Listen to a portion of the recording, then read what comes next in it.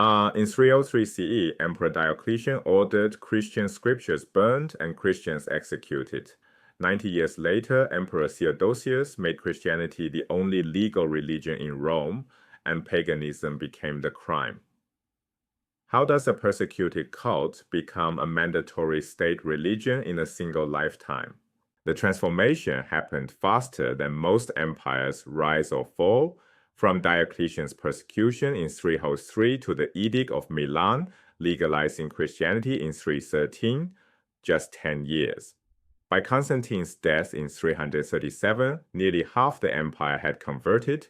Julian tried to reverse course in the 360s and failed completely. By 393, Theodosius declared Christianity the sole legal faith, and in 395, the empire split permanently, both halves officially Christian. 90 years, 3 generations, total religious revolution. Constantine's conversion in 312 CE changed everything. He didn't make Christianity mandatory, he made it advantageous. Imperial favor meant government jobs, tax exemptions, and social advancement for Christians. Church building projects received state funding, bishops gained political influence, the incentive structure flipped overnight. Before Constantine, being Christian could cost your life. After Constantine, being Christian could make your career. By his death in 337, estimates suggest 40 to 50% of the Roman population had converted. That number matters. It represents a critical mass threshold, the point where reversal becomes nearly impossible. One emperor tested whether Christianity could be undone. Julian, later called the Apostate, meaning one who abandons their religion, ruled from 360 to 363 CE. Born Christian, he converted to traditional Roman religion as a young man. He wore a philosopher's beard, studied in Athens, and commanded troops who loved him. Julian had everything: imperial power, military loyalty, intellectual arguments, and genuine conviction. He reopened pagan temples, withdrew Christian privileges, and promoted traditional worship. He represented the best possible case for reversing Christianity's rise, and he failed completely. Julian's failure proved Christianity had passed the point of no return.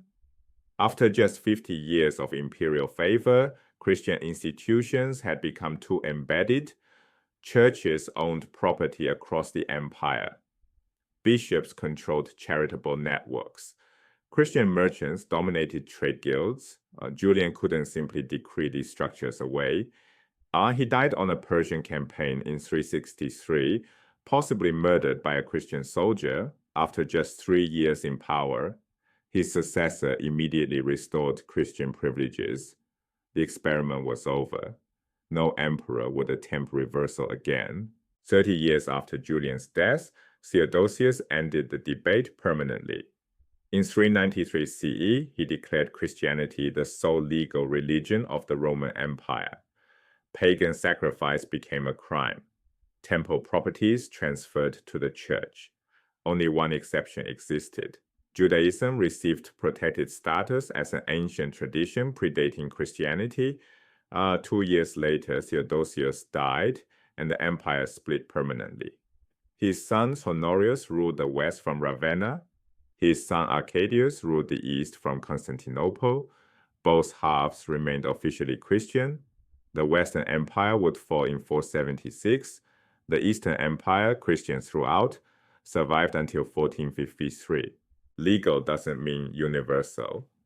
2 groups resisted Christianity for generations after Theodosius's decree. Rural populations called pagani, literally country people, maintained worship of local nature gods. They lived far from imperial enforcement and cared little for urban theological debates. The senatorial elite and philosophers in cities like Rome and Athens clung to Olympian gods and Platonic philosophy. They had the education to argue against Christianity and the wealth to resist pressure.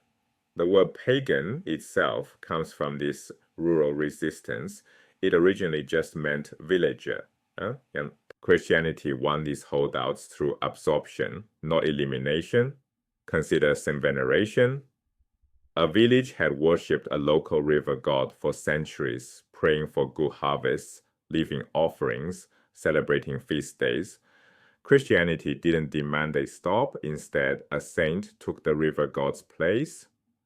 Same shrine location, same offerings, same feast days, same prayers for harvests, different name, different theology, same function.